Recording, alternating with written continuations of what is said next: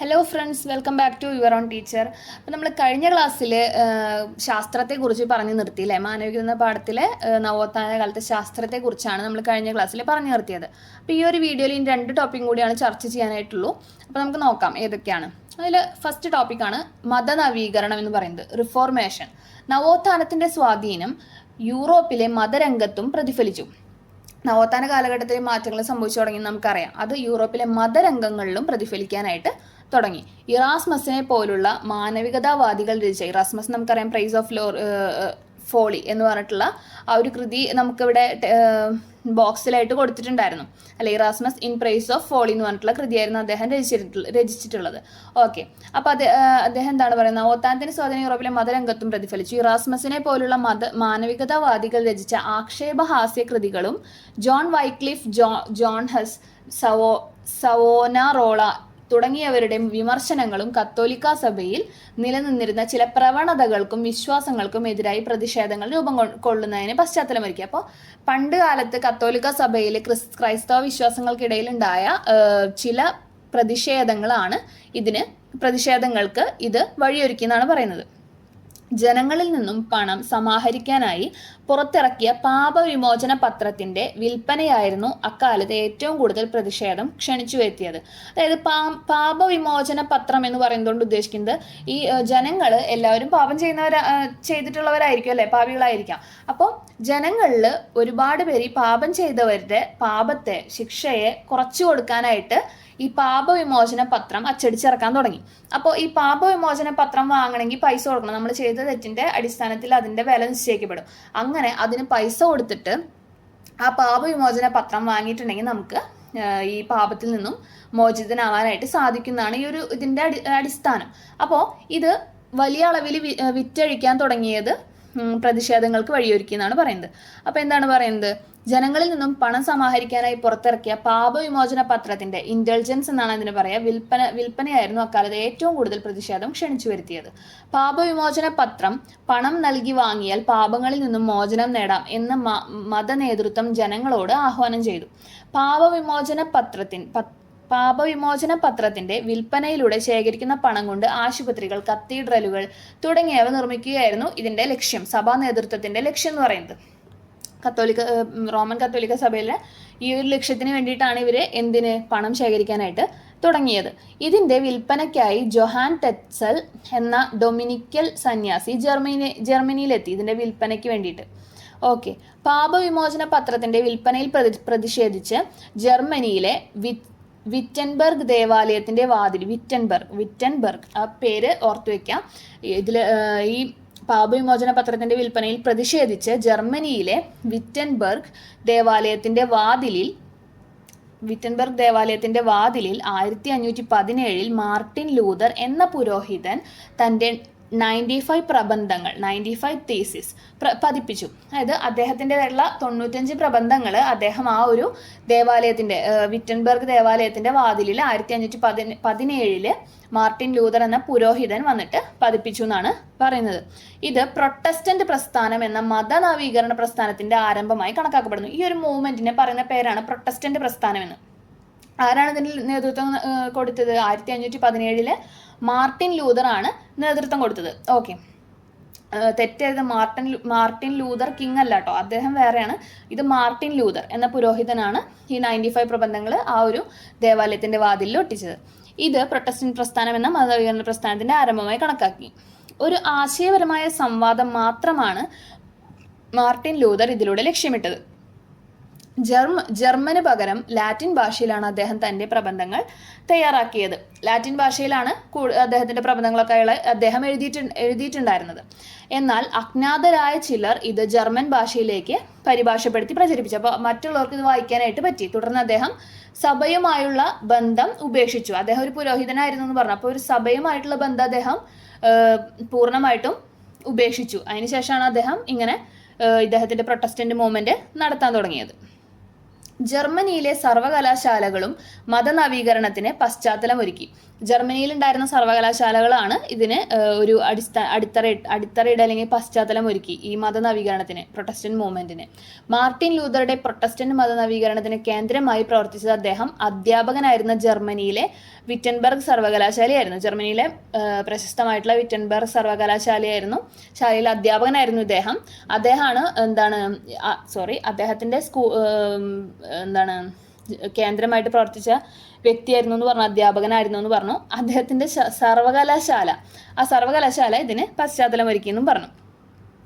പുരോഹിതരുടെയും മതകോടതികളുടെയും അധികാരത്തെ നിയന്ത്രിക്കാൻ ആഗ്രഹിച്ച ഭരണാധികാരികളുടെ താല്പര്യങ്ങളും മതനവീകരണത്തിന് കരുത്തു പകർന്നു. അതായത് പുരോഹിതന്മാരുടെയും മതകോടതികളുടെയും അവരുടെ അധികാരം, എന്ത് തീരുമാനം എടുക്കാനും രാജാവിനേക്കാൾ കൂടുതൽ അധികാരം ഇവർക്കായിരുന്നു ഉണ്ടായിരുന്നത്. അപ്പോൾ രാജാക്കന്മാർക്കും ഇതിലൊരു എതിർപ്പ് നിലനിന്നിരുന്നു, പക്ഷെ അത് പറയാനായിട്ട് സാധിച്ചിരുന്നില്ല. അപ്പോൾ അവരും പതിയെ എന്തിന് താല്പര്യം പ്രകടിപ്പിച്ചു? മതനവീകരണത്തിന് കരുത്തു പകർന്നു. നികുതി പിരിവിലും ദേവാലയങ്ങളിലെ നിയമനങ്ങളിലും പുരോഹിതന്മാർക്കുണ്ടായിരുന്ന അധികാരത്തെയും അപ്രമാദിത്വത്തെയും ഭരണാധികാരികൾ ഇഷ്ടപ്പെട്ടിരുന്നില്ല. അതായത് ഇവർ പറഞ്ഞിട്ടുണ്ടെങ്കിൽ കേട്ടിരിക്കണം ഈ രാജാക്കന്മാര്. അപ്പൊ നികുതി പിരിവിലും ദേവാലയങ്ങളിലെ നിയമങ്ങളിലൊക്കെ പുരോഹിതന്മാർക്ക് ഒരു ഭയങ്കര വലിയ അധികാരം ഉണ്ടായിരുന്നു. അതിനെ ചോദ്യം ചെയ്യാനായിട്ട് രാജാക്കന്മാർക്ക് പോലും സാധിച്ചിരുന്നില്ല. ആ ഒരു അധികാരത്തെയും അപ്രമാദത്തെയും ഭരണാധികാരികൾ ഇഷ്ടപ്പെട്ടിരുന്നത്. അതാണ് രാജാക്കന്മാർ ഇതിലേക്ക് കൂടുതൽ ആകർഷിക്കപ്പെടാനായിട്ട് കാരണം, ഈ ഒരു ഇതിന് സപ്പോർട്ട് കൊടുക്കാനായിട്ട് കാരണം. ഓക്കെ, അപ്പൊ പ്രൊട്ടസ്റ്റന്റ് മൂവ്മെന്റ് ചോദിച്ചാൽ എഴുതേണ്ടതാണ് ഇറാസ്മസിനെ കുറിച്ചിട്ടും എഴുതണം, അതുപോലെ മാർട്ടിൻ ലൂതറിനെ കുറിച്ചിട്ടും എഴുതണം. എന്താണ് പ്രൊട്ടസ്റ്റന്റ് മൂവ്മെന്റ് എന്ന് എഴുതണം, പാപവിമോചന പത്രം എന്താണെന്ന് എഴുതണം, ഇന്റലിജൻസ് എന്താണെന്ന് എഴുതണം, എവിടെയാണ് നടന്നതെന്നൊക്കെ എഴുതണം. ഓക്കെ, എസ്സേ ക്വസ്റ്റ്യൻ ആയിട്ട് വരാം, ചാൻസ് ഉള്ള ഒരു ക്വസ്റ്റ്യൻ ആണ്. ജർമ്മനിയിൽ ആരംഭിച്ച മതനവീകരണം മറ്റ് യൂറോപ്യൻ രാജ്യങ്ങളിലേക്ക് വ്യാപിച്ചു. ഇത് എവിടെയാണ് ഈ പ്രൊട്ടസ്റ്റന്റ് മൂവ്മെന്റ് ഉണ്ടാകുന്നത്? ജർമ്മനിയിൽ. ഈ മതനവീകരണം മറ്റ് യൂറോപ്യൻ രാജ്യങ്ങളിലേക്ക് വ്യാപിച്ചു എന്നാണ് പറയുന്നത്. സ്വിറ്റ്സർലൻഡിൽ ഉൾറിച്ച് സ്വിംഗ്ലി, ജോൺ കാൽവിൻ എന്നിവരും ഇംഗ്ലണ്ടിൽ രാജാവായ ഹെൻറി എട്ടാമനുമാണ് മതനവീകരണത്തിന് നേതൃത്വം നൽകിയിട്ടുള്ള രണ്ട് വ്യക്തികൾ. ഇംഗ്ലണ്ടിൽ രാജാവ് തലവനായ ആംഗ്ലിക്കൻ സഭ നിലവിൽ വന്നു. അപ്പൊ ഇംഗ്ലണ്ടിൽ പുതിയ നിലവിൽ വന്ന ഒരു സഭയായിരുന്നു എന്ത്? ആംഗ്ലിക്കൻ സഭ എന്ന് പറയുന്നത്. അതിന്റെ തലവനാരായിരുന്നു? രാജാവായിരുന്നു. പുരോഹിതന്മാരോ മറ്റാരുമല്ല, രാജാവായിരുന്നു അതിന്റെ തലവൻ എന്ന് പറയുന്നത്. ഇത് ദേശീയ സഭ എന്ന് അറിയപ്പെട്ടു. രാജാവ് തലവനായിട്ടുള്ള ഈ ആംഗ്ലിക്കൻ സഭ പിന്നീട് ദേശീയ സഭ എന്ന പേരിൽ അറിയപ്പെടാനായിട്ട് തുടങ്ങി. അപ്പൊ ഇത്രയാണ് മതനവീകരണത്തിൽ, റിഫോർമേഷനിൽ എഴുതേണ്ടതായിട്ടുള്ള കാര്യങ്ങൾ. ഇനി നമുക്ക് നോക്കാം എന്താണ് പ്രതിമത നവീകരണം. അതിനെ പറയുന്ന പേര് കൗണ്ടർ റിഫോർമേഷൻ എന്നാണ്. കൗണ്ടർ റിഫോർമേഷൻ, പ്രതിമത നവീകരണം. മതനവീകരണത്തെ തുടർന്ന് കത്തോലിക്ക സഭ സ്വയം നവീകരിക്കാനുള്ള ശ്രമങ്ങൾ ആരംഭിച്ചു. അപ്പൊ ജനങ്ങളൊക്കെ ഇതിനെതിരെ തിരിയാൻ തുടങ്ങിയപ്പോൾ ഇവർക്ക് തന്നെ ഒരു മാറ്റം വേണമെന്ന് ഇവർക്ക് തന്നെ തോന്നിയിട്ട് എന്ത് കൊണ്ടുവന്നു? മതനവീകരണത്തെ തുടർന്ന് കത്തോലിക്ക സഭയിലുള്ളവര് സ്വയം നവീകരിക്കാനുള്ള ശ്രമങ്ങൾ ആരംഭിച്ചു. ആ ഒരു സപ്പോർട്ട് പോകാണ്ടിരിക്കാൻ, ജനങ്ങളുടെ ആ ഒരു വിശ്വാസം പോകാണ്ടിരിക്കാനായിട്ട്.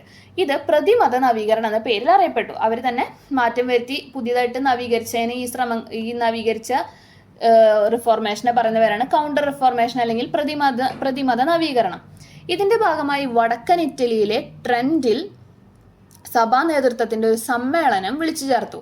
ഈ വടക്കൻ ഇറ്റലിയിലാണ് വിളിച്ചു ചേർത്ത സമ്മേളനത്തിന്റെ പേരായിരുന്നു സുനഹദോസ് എന്ന് പറയുന്നത്. ഓക്കെ, ഈ സുനഹദോസ് വിളിച്ചു ചേർത്തു. മതരംഗത്തെ തെറ്റായ പ്രവണതകളെ ഒഴിവാക്കി പരിഷ്കരണവുമായി മുന്നോട്ട് പോകുക എന്തായിരുന്നു ഇതിന്റെ ലക്ഷ്യം. അതായത് ഇതുവരെ നിലനിന്നിരുന്ന ചില തെറ്റായിട്ടുള്ള പ്രവണതകളെ മാറ്റി നിർത്തി അല്ലെങ്കിൽ അതിനെ ഒഴിവാക്കിയിട്ട് പുതിയ പരിഷ്കരണങ്ങൾ കൊണ്ടുവന്ന് മുന്നോട്ട് കൊണ്ടുപോയായിരുന്നു ഇതിന്റെ ലക്ഷ്യം എന്ന് പറയുന്നത്. അന്ന് ജനങ്ങളുടെ സപ്പോർട്ട് കുറയാതിരിക്കാൻ വേണ്ടി. തൽഫലമായി പാപവിമോചന പത്രത്തിന്റെ വിൽപ്പന നിരോധിച്ചു. അപ്പൊ ജനങ്ങളെ കൂടുതൽ പ്രശ്നത്തിലാക്കിയിരുന്നതും അല്ലെങ്കിൽ കൂടുതലായിട്ട് ഉയർന്നുന്ന പ്രതിഷേധം ഇതായിരുന്നല്ലോ. അപ്പൊ ആദ്യം തന്നെ അവർ എന്ത് ചെയ്തു?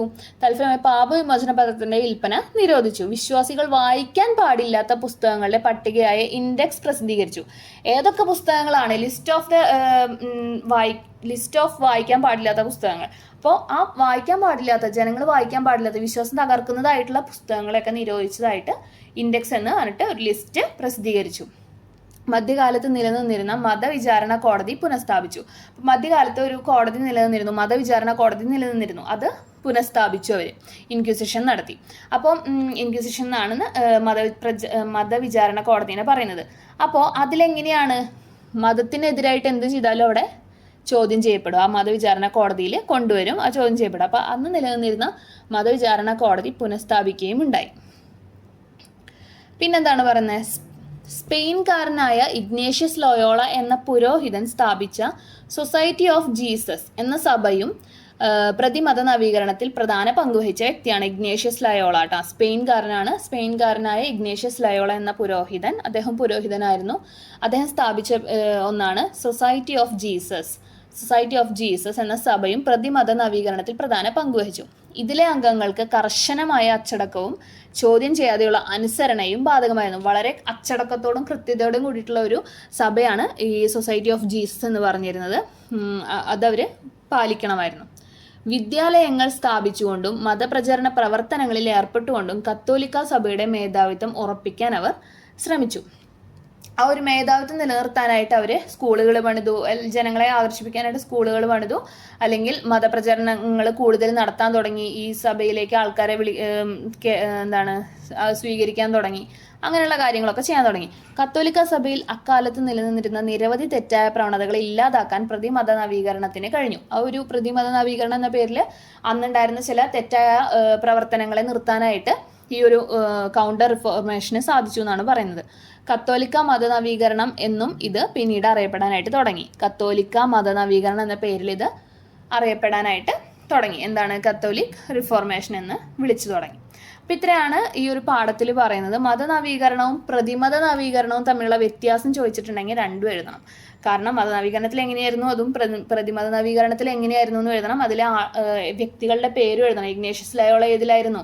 ചിലപ്പോൾ മാച്ച് ദ ഫോളോയിങ്ങിലായിട്ട് വരാം, അല്ലെങ്കിൽ അദ്ദേഹത്തിൻ്റെ കുറിച്ച് മാത്രം എഴുതാനായിട്ടും വരാം. അപ്പോൾ ഇത്രയും ആൾക്കാരെ കുറിച്ചിട്ട് ഒക്കെ പഠിച്ചു വെക്കണം. ഒരുപാട് ആൾക്കാരെ കുറിച്ച് നമ്മൾ ഈ പാഠത്തിൽ ചർച്ച ചെയ്യുന്നുണ്ട്. അപ്പോൾ അതൊക്കെ ഇമ്പോർട്ടൻ്റ് ആണ്, വായിച്ചു വെക്കേണ്ടതാണ്, പഠിച്ചു വെക്കേണ്ടതാണ്. ഓക്കെ. പിന്നെന്താണ് ലാസ്റ്റ് പറയുന്നത്? ഗ്രീക്കോ റോമൻ കാലം മുതൽക്കേ നിലനിന്നിരുന്ന മാനവിക ആശയങ്ങളുടെ വികാസ പരിണാമഘട്ടത്തെയാണ് നവോത്ഥാനം അടയാളപ്പെടുത്തുന്നത്. പ്രാചീന മധ്യകാലങ്ങളുടെ തുടർച്ച കൂടിയായിരുന്നു നവോത്ഥാനം. മനുഷ്യനും മനുഷ്യന്റെ ആവശ്യങ്ങൾക്കും സാധ്യതകൾക്കും സവിശേഷതകൾക്കും കേന്ദ്രസ്ഥാനം നൽകുന്ന മാനവികതയാണ് നവോത്ഥാനത്തിന്റെ കാതൽ. യൂറോപ്പും ഇതര സമൂഹങ്ങളുമായുള്ള പരസ്പര ബന്ധത്തിലൂടെയും വ്യാപാര വിനിമയങ്ങളിലൂടെയും വളർന്നു വന്ന നവോത്ഥാനം ലോകത്തെ മുഴുവൻ സ്വാധീനിച്ചു. അപ്പൊ നമുക്കറിയാലോ എന്തൊക്കെ സ്വാധീനിച്ചു. കല, സാഹിത്യം, രാഷ്ട്രീയം, ചരിത്രം, ശാസ്ത്രം, മതം, ചിത്രരചന അല്ലെങ്കിൽ ചരിത്രരചന, എല്ലാ കാര്യങ്ങളിലും നവോത്ഥാനത്തിന്റെ സ്വാധീനം ഉണ്ടായിട്ടുണ്ട്. അപ്പം ഇത്രയാണ് ഈ പാഠത്തിലുള്ളത്. എളുപ്പമായിട്ടുള്ളൊരു പാഠമാണ്. കുറേ പേരുകളും കൺസെപ്റ്റും ഒക്കെ പഠിക്കാനുണ്ടെന്നേ ഉള്ളൂ. മനുഷ്യന്മാരെ കുറിച്ചിട്ടുള്ള പഠനമാണ്. എല്ലാം എളുപ്പമാണ്. അപ്പോൾ അടുത്ത വീഡിയോയിൽ നമുക്ക് നെക്സ്റ്റ് ചാപ്റ്റർ ഡിസ്കസ് ചെയ്യാം. അപ്പോൾ വീഡിയോ ഇഷ്ടമായെങ്കിൽ ലൈക്ക് ചെയ്യണം, ഷെയർ ചെയ്യണം, സബ്സ്ക്രൈബ് ചെയ്യണം. And thank you all.